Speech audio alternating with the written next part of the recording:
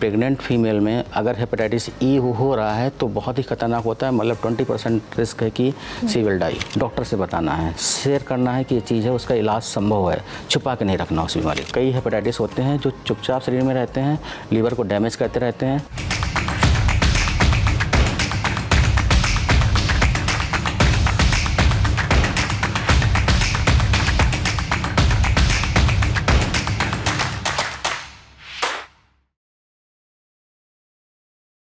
Liver हमारे शरीर का सबसे साइलेंट लेकिन सबसे अहम अंग, लेकिन जब इसी पर हमला करता है हेपेटाइटिस तो खतरा बढ़ जाता है। ये बीमारी धीरे धीरे शरीर को खोखला कर देती है बिना कोई शोर किए।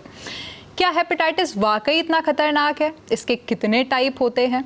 क्या वैक्सीन के बाद भी इसका बचाव ज़रूरी है? आज हमारे साथ मौजूद हैं डॉक्टर विनय सचान, जो हमें बताएंगे हेपेटाइटिस से जुड़े हर सच, हर भ्रम और हर सावधानी के बारे में। सर, हर साल 28 जुलाई को हेपेटाइटिस डे के तौर पे ऑब्जर्व किया जाता है, तो इस बारे में सोच के सबसे पहला जो सवाल मन में आता है वो ये है कि हेपेटाइटिस आखिर होता क्या है और ये हमारे लीवर को कैसे अफेक्ट करता है? देखिए, हम हेपेटाइटिस के बारे में बात करें तो हम वायरल हेपेटाइटिस की बात करते हैं जी। वायरल हेपेटाइटिस एक तरह से वायरस का इन्फेक्शन होता है जिसके कई तरह से नाम दिए हुए हैं, जैसे virus hepatitis A, hepatitis B, C, E and D. तो बेसिकली होता क्या है, ये इनको बोलते हैं हेपेटोट्रोपिक वायरस से लीवर पे डायरेक्टली अटैक करते हैं। अटैक करने के बाद में ये लीवर की सेल्स के अंदर, जिनको हेपेटोसाइट बोलते हैं, उसके अंदर एंटर करके लीवर की सेल को डैमेज करना स्टार्ट करते हैं। इनको डैमेज होने से लीवर का फंक्शन धीरे धीरे ख़त्म होना शुरू होता है। कुछ क्रॉनिक हेपेटाइटिस होते हैं जैसे कि हेपेटाइटिस बी एंड सी। ये डैमेज करने के बाद में कुछ ऐसा डैमेज करते हैं इसके बाद में एक फाइब्रोसिस लीवर के अंदर स्टार्ट होती है। फाइब्रोसिस के बाद में लीवर का साइज़ छोटा होना शुरू हो जाता है, इसको हम स्टेज बोलते हैं, सिरोसिस की स्टेज आ जाती है। तो ये जो कॉमन बीमारियां होती हैं उसमें हेपेटाइटिस ए और ई होते हैं जो कुछ समय होने के बाद में ख़त्म हो जाते हैं, मगर बी और सी होते हैं, कई बार होते हैं शरीर के अंदर रह जाते हैं और लीवर को धीरे धीरे ख़त्म करते जाते हैं और सिरोसिस की स्टेज तक पहुंच जाते हैं। सर, जैसा कि आपने बताया कि इसके बहुत सारे टाइप होते हैं, ए, बी, सी, डी और ई। तो सर, ये एक दूसरे से कैसे अलग होते हैं और ये कैसे आइडेंटिफाई करा जाता है कि कौन सा किससे ज़्यादा खतरनाक है? उतने ही खतरनाक है। हेपेटाइटिस ए और ई भी उतना ही खतरनाक है जितना बी और सी खतरनाक है। ए और ई कई बार होता है कि वो लीवर को एक्यूटली फेलियर कराता है, कि एक्यूट लीवर फेलियर की कंडीशन आती है कि मरीज एक बात उसको हेपेटाइटिस ए या ई हुआ तो उसके बाद में लीवर ने काम करना अचानक बंद कर दिया, मरीज को जॉन्डिस हो गया, यहाँ तक कि पेट में पानी आ गया और बेहोशी तक आ जाती है। इसको बोलते हैं एक्यूट लीवर कंडीशन की प्रयोग। कई बार मरीजों में ऐसा कि होता है कि आईसीयू की केयर नीड होती है, आईसीयू वेंटिलेटर की नीड हो जाती है, कई बार लीवर ट्रांसप्लांट भी कराना पड़ जाता है ऐसे मरीजों के लिए। और दूसरे हेपेटाइटिस बी और सी होते हैं जो क्रॉनिक हेपेटाइटिस कराते हैं, ग्रेजुअली लीवर खराब करने के बाद में एक स्टेज आती है सिरोसिस। तो ये नाम अलग अलग हैं, इनका खतरनाक सभी हैं, ठीक है ना। कई बार होता है हेपेटाइटिस ए और ई भी जानलेवा हो जाते हैं, जो लोगों के मिथ होता है कि ए और ई इतने खतरनाक नहीं होते हैं। एक कॉमन एग्जांपल देता हूँ, प्रेग्नेंट फीमेल में अगर हेपेटाइटिस ई हो रहा है तो बहुत ही खतरनाक होता है, मतलब 20% रिस्क है कि she will die because of hepatitis E. तो सभी लगभग खतरनाक हैं, किसी को ऐसा नहीं सोचना चाहिए कि ये कम खतरनाक है, ये ज़्यादा खतरनाक है। दोनों से जान का खतरा हो, सभी तरह से हेपेटाइटिस बी से जान का खतरा हो सकता है। सर, अगर ये इतनी जानलेवा बीमारी है तो मैं ज़रूर आपसे जानना चाहूँगी कि इसके सिम्टम्स क्या होते हैं कि जिन्हें हमें बिल्कुल नज़रअंदाज नहीं करना चाहिए। देखिए, हेपेटाइटिस जो हम अलग अलग क्लासीफाई करते हैं, acute hepatitis, acute viral hepatitis and chronic hepatitis. Acute hepatitis में यूजुअली जो प्रेजेंटेशन होता है हेपेटाइटिस ए और ई का भी होता है, कभी कभी बी भी एक्यूट की तरह प्रेजेंट करता है। तो एक्यूट का प्रेजेंटेशन जो होता है यूजुअली बच्चों में होता है, जो ए होता है वो बच्चों में होता है, ई वाला बड़े लोगों में होता है। प्रेजेंटेशन ऐसा होता है कि पहले बुखार आना शुरू होता है, बुखार आने के बाद में कुछ समय बाद मरीज़ को पता लगता है कि उसकी आंखों में पीलापन आ रहा है, पेशाब भी पीला हो जा रहा है, कई बार खुजली की समस्या आती है, भूख खत्म हो जाती है, मिचली आना शुरू हो जाती है, कुछ भी खाते वोमिटिंग शुरू होती है, खाना खाने की इच्छा नहीं होती, इवन खाना देखने से भी उल्टियाँ या उबका जाने का एक सिम्टम अपीयर होता है। पेट के राइट साइड में ऊपर के हिस्से में लीवर होता है, वहाँ पे पेन या हैवीनेस शुरू हो जाती है। ये हेपेटाइटिस यूजुअली ए और ई के लक्षण होते हैं। हेपेटाइटिस बी भी कई बार ऐसा लक्षण प्रेजेंट करता है, मगर हेपेटाइटिस सी की खास बात है कि उसका जब इन्फेक्शन होता है तो कई बार शरीर में कोई लक्षण नहीं आता है, वो पता जब लगता है जब किसी भी वजह से हेपेटाइटिस सी टेस्ट कराया तो पता लगा कि मरीज़ को हेपेटाइटिस सी है। फॉर एग्जांपल कोई सर्जरी के लिए गया, कोई ऑपरेशन कराने गया, तो यूजुअली एक आम तौर पे ये टेस्ट कराए जाते हैं, तो एक ये पता लग जाता है। या फिर लीवर जब डैमेज हो चुका तब टेस्ट कराया गया तो हेपेटाइटिस सी पता लगा। तो इसीलिए एक हम बोलें तो ये कई हेपेटाइटिस होते हैं जो चुपचाप शरीर में रहते हैं, लीवर को डैमेज करते रहते हैं, और जब लीवर डैमेज हो चुका होता है तब इन टेस्ट के बारे में पता लगता है कि ये टेस्ट हमारे पॉजिटिव निकल रहे हैं। सर, अगर ये सिम्टम्स किसी इंसान को अपने में दिख रहे हैं, उसे समझ में आ रहा है कि वो शायद हेपेटाइटिस से ग्रसित हो चुका है, तो ऐसे में उसे सबसे पहला कदम क्या उठाना चाहिए? देखिए, सबसे पहला ये है कि अगर किसी को जॉन्डिस के सिम्टम आ रहे हैं, फीवर के साथ में जॉन्डिस हो रहा है, तो अपने आप से उसको कतई इलाज नहीं करना चाहिए कि वो कुछ ऐसा करते हैं ना कि झाड़ फूक या फिर कुछ क्वैक के पास जाके इलाज करा रहे हैं, वो बिल्कुल नहीं कराना चाहिए। क्योंकि मैंने बताया कि कोई भी हेपेटाइटिस नॉर्मल नहीं होता, कोई भी हेपेटाइटिस नॉर्मल वे पे नहीं जाता, कोई कभी भी किसी भी हेपेटाइटिस का कॉम्प्लिकेशन हो सकता है। कॉम्प्लिकेशन माने तो मतलब वो सीरियस कंडीशन भी हो सकती है, डेथ भी हो सकती है। तो सबसे पहला लक्षण आते ही किसी अपने आप से इलाज नहीं करना, किसी क्वैक के पास नहीं जाना, सीधे अच्छे डॉक्टर से, अपने लोकल एरिया में डॉक्टर हैं उनके पास जाके कुछ जो नॉर्मल लैब टेस्ट होते हैं, लीवर फंक्शन टेस्ट, PTINR वगैरह होते हैं, वायरल मार्कर टेस्ट होते हैं, ये कराना चाहिए। अगर लगे कि ये चीज़ें ठीक नहीं हो रही हैं तो एक स्पेशलिस्ट डॉक्टर से तुरंत मिलना चाहिए उसको। सर, हमने जैसे सिम्टम्स की बात करी, तो अब अगर बात करें रीजंस की, तो हेपेटाइटिस केवल गंदे पानी या खाने से ही होता है या इसके कुछ और भी रीजंस होते हैं? हेपेटाइटिस ए और ही होता है, जो यूजुअली उसका ट्रांसमिशन होता है उसको मतलब बोलते हैं फीको ओरल ट्रांसमिशन। फीको ओरल का मतलब होता है कि गंदा पानी या गंदा खाना पेट में गया किसी भी तरीके से वो। तो हेपेटाइटिस ए और ई का मोड ऑफ ट्रांसमिशन ये होता है। हेपेटाइटिस बी और सी अलग चीज़ है, उसका ट्रांसमिशन इस तरीक़ों से नहीं होता, उसके तरीके होने के बहुत सारे हैं। हम आपको एग्जांपल बताते हैं कौन कौन से तरीक़ों से हेपेटाइटिस बी और सी हो सकता है। उस पर सबसे कॉमन एग्जांपल है कि माँ से बच्चे को हो सकता है। अगर माँ पॉजिटिव है तो हेपेटाइटिस बी या सी होने का रिस्क बच्चे को हो सकता है। दूसरा, कोई लोग टैटू बनवाते हैं। टैटूइंग अगर इन्फेक्टेड निडल से टैटू बनाया गया, अगर किसी पहले पर्सन को हेपेटाइटिस बी या सी था तो दूसरे जिसको टैटू बनाया गया उस निडल से, तो उसके होने का खतरा है। दांत निकलवाते हैं लोग। बेसिकली कोई भी इंस्ट्रूमेंट या कोई भी ऐसा काम हो रहा है जो अनस्टेरिलाइज वे पे हो रहा है, जिसमें किसी पीड़ित मरीज का ब्लड लगा हुआ है, वो दूसरे मरीज को वह इंस्ट्रूमेंट यूज कर लिया गया, तो हेपेटाइटिस होने का खतरा होता है। अनप्रोटेक्टेड सेक्स एक कॉमन तरीका है कि जिससे एक हेपेटाइटिस बी लगातार एक दूसरे से फैलता जा रहा है।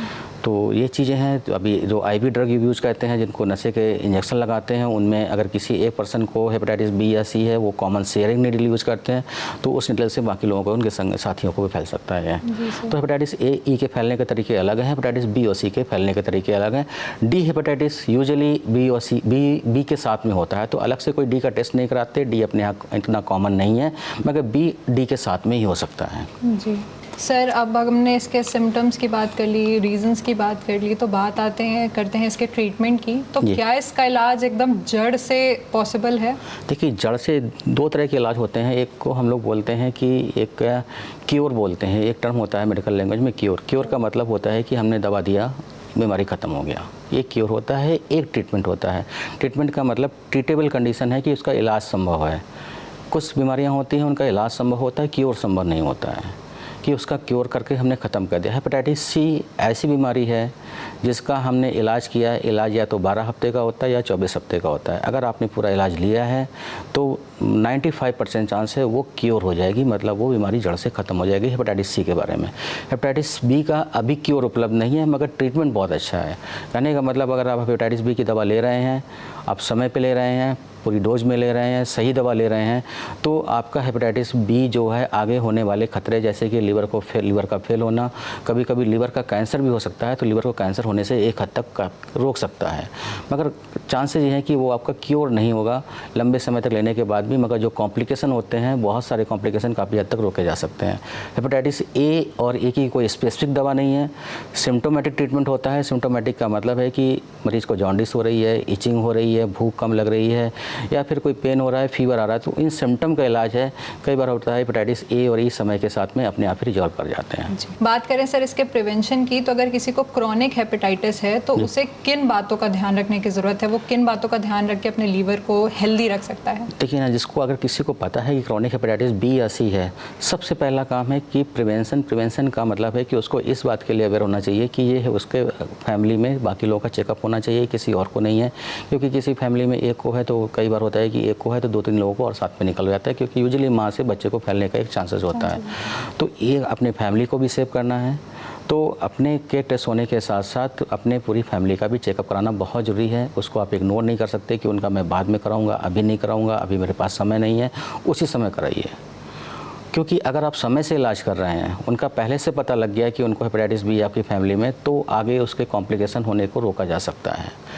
दूसरा, फिर आपको अपने हेपेटाइटिस ए और ई होने के तरीके होते हैं कि फीकोरल हुआ गंदे पानी से, तो किसी को अगर घर में किसी को हुआ है तो उसको आइसोलेशन, तो एग्जैक्टली आइसोलेशन नहीं चाहिए, बट हाँ उसको ऐसा है कि हैंड हाइजीन बहुत इंपॉर्टेंट चीज़ है, क्योंकि उसकी केयर में जो लगे हुए हैं, उसके मदर फादर, उसके सिस्टर जो भी हैं, तो उनको अपना हाथ बार बार धुलना है, प्रॉपर तरीके से धुलना है।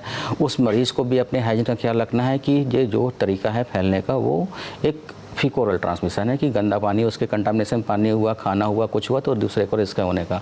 अब हेपेटाइटिस बी और सी की बात करते हैं तो पहला मैंने बताया कि फैमिली की स्क्रीनिंग बहुत ही ज़रूरी है, फैमिली की स्क्रीनिंग होनी चाहिए। फिर उसको जो हेपेटाइटिस बी है, छूने से, साथ खाना खाने से, साथ छूने से, कपड़े शेयर करने से कुछ भी नहीं फैलता। STD से फैलता है। ये एक तरीका है, जैसे ब्लड, उस इन्फेक्टेड मरीज़ का ब्लड किसी नॉर्मल पर्सन के ब्लड से मिला तो फैल गया, अनप्रोटेक्टेड सेक्स इंटरकोर्स से फैल गया, या कोई सिक्रीशन, बॉडी का सिक्रीशन है वो उस मरीज़ के साथ में ब्लड में मिक्स हो रहा है तो फैल गया। तो इन चीज़ों को ध्यान रखना है कि जो उसका पार्टनर है वो प्रॉपरली वैक्सीनेटेड होना चाहिए, खासकर हेपेटाइटिस बी के बारे में, कि उसका प्रॉपर वैक्सीनेशन होना चाहिए। तो वैक्सीनेशन अगर करा रहा है तो उसका पार्टनर है वो कम्प्लीटली सेफ़ है। इन सब चीज़ों के लिए हेपेटाइटिस सी की अभी तक कोई वैक्सीन नहीं है, मगर हाँ अगर आप, क्योंकि लिमिटेड ट्रीटमेंट का है इसका, जब तक आपको पता है कि हेपेटाइटिस सी है तो फैमिली में अपने स्पाउस के साथ में सेक्स अवॉइड करना चाहिए, इन सब चीज़ों को, कि उसको भी ना हो जाए जब तक कि आपका ट्रीटमेंट कंप्लीट नहीं हो जाता है। जी सर, जैसे अभी आपने वैक्सीनेशन की बात करी तो जहन में एक सवाल सबसे पहले आता है कि क्या हेपेटाइटिस से वैक्सीनेट होने के बाद उस इंसान को हेपेटाइटिस होने का कोई खतरा नहीं होता? देखिए, हेपेटाइटिस बी का वैक्सीनेशन बहुत ही अच्छा है। अच्छा कहने का मतलब है एफिकेसी उसकी बहुत अच्छी है, इफ़ेक्टिवनेस बहुत अच्छी है। अगर किसी ने प्रॉपर वैक्सीनेशन लिया हुआ है, उसकी 3 डोज लगता है, 0, 1, 6 करके बोलते हैं पहली डोज, उसके 1 मंथ बाद 1 डोज लगता है, 6 मंथ बाद डोज लगता है। तीनों डोज प्रॉपर लिया है तो 95% चांस है कि ही आर सी is protected from that hepatitis B. Hepatitis B के लिए वो इम्यून हो गया है। उस टेस्ट होते हैं हम इम्यूनिटी चेक करने के लिए कि NTSBS का टाइटर होता है, उसको चेक करते रहते हैं समय समय पे कि वो उस वैक्सीन अभी तक काम कर रही है कि नहीं कर रही है। मगर कई बार होता है कि एक बार वैक्सीन लगवाने के बाद में कम से कम 5 से 10 साल तक उसका इफेक्ट रहता है। जी जी सर, हेपेटाइटिस बी और सी को साइलेंट किलर क्यों कहा जाता है? साइलेंट किलर इसलिए बोलते हैं कि ये, मैं आपको एक डाटा प्रस्तुत कर रहा हूँ जो WHO का डाटा प्रेजेंट है। WHO ने बोला है कि जितने लोगों को हेपेटाइटिस बी है, अभी वर्ल्ड में 30 मिलियन लोगों को हेपेटाइटिस बी या सी से ग्रसित हैं। उनमें से केवल कम से कम ऐसा बोलें कि लेस देन 10% लोगों को पता है कि उनको हेपेटाइटिस बी या सी की बीमारी है। मतलब 90% ऐसे लोग हैं जिनको बीमारी के बारे में पता ही नहीं है। तो उनको पता कब लगता है? जब लिवर उनका ऑलमोस्ट आधे से ज़्यादा डैमेज हो चुका होता है, तब शरीर में लक्षण आना शुरू होते हैं इस बीमारी के, कि उनका लिवर डैमेज हो गया, अब से शरीर में लक्षण आना। तब वो डॉक्टर के पास जाते हैं, डॉक्टर कुछ टेस्ट कराते हैं, उसमें ये पता लगता है कि उनको हेपेटाइटिस बी और सी है। वो काफ़ी समय से है जो आज की डेट में आके उसने लिवर को डैमेज कर दिया है। तो इसीलिए साइलेंट किलर कहा जाता है कि मरीज को एहसास ही नहीं होता है कि उसको हेपेटाइटिस बी और सी है, और वो चुपचाप लिवर को ख़राब करता रहता है। तो इसलिए स्क्रीनिंग बहुत मैंडेटरी है। आजकल गवर्नमेंट का इनिशिएटिव है कि आउटरीच कैंप, बेसिकली जहाँ पे बहुत रिमोट एरिया है, जहाँ का मरीज पेशेंट डॉक्टर के पास नहीं पहुँच पाता है, वहाँ पे डॉक्टर को जाके कैंप लगाना है। जी सर, जैसे अभी आपने बात करी सरकार के इनिशिएटिव्स की, कैंपेन की, तो जैसा कि हम सब जानते हैं कि हेपेटाइटिस का जो इलाज है, उसके जो ड्रग्स हैं, ट्रीटमेंट्स हैं, वो काफ़ी ज़्यादा महंगे होते हैं। तो ऐसे में एक आम इंसान या किसी को भी अगर हेपेटाइटिस का इलाज करवाना है तो सरकार की तरफ से कोई ऐसा इनिशिएटिव या कैंपेन है जिससे वो काफ़ी कम दामों में या फिर बिल्कुल ही फ्री में अपना इलाज करा सकें? देखिए, आप ऐसा बात करें तो हेपेटाइटिस बी का एक सेंट्रल गवर्नमेंट का NRHM जो होता है, नेशनल हेल्थ मिशन है, उसके अंतर्गत एक प्रोग्राम है national viral hepatitis control program. ये ऑल ओवर इंडिया रन कर रहा है। यूपी के अंदर भी इसके कई सेंटर हैं, कई मॉडल ट्रीटमेंट सेंटर हैं, कई ट्रीटमेंट सेंटर हैं, कई सेकेंडरी सेंटर हैं। उन सब सेंटर में एक ट्रीटमेंट के साथ में, एक जांचों के साथ में, टेस्टिंग के साथ में ट्रीटमेंट भी फ्री ऑफ कॉस्ट उपलब्ध है।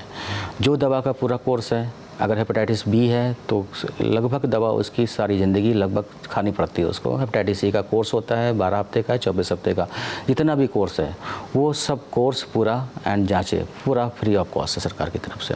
मरीज़ को इसके लिए कोई पे नहीं करना है और समय पे मरीज़ को आना है, अपनी दवा डिस्पेंस करके 1 मंथ की दवा थेरेपी मिल जाती है। हमारे कानपुर में भी हमारे मेडिकल कॉलेज में NVSCP का ट्रीटमेंट सेंटर है। वहाँ पे अभी तक पिछले 6 महीने में करीब 250 से 300 मरीज़ हेपेटाइटिस BOC से स्वस्थ हो चुके हैं। जी सर। जी सर, आज वर्ल्ड हेपेटाइटिस डे के मौके पर आपने हमें और हमारी ऑडियंस को इतना अवेयर किया है, उसके लिए बहुत बहुत शुक्रिया।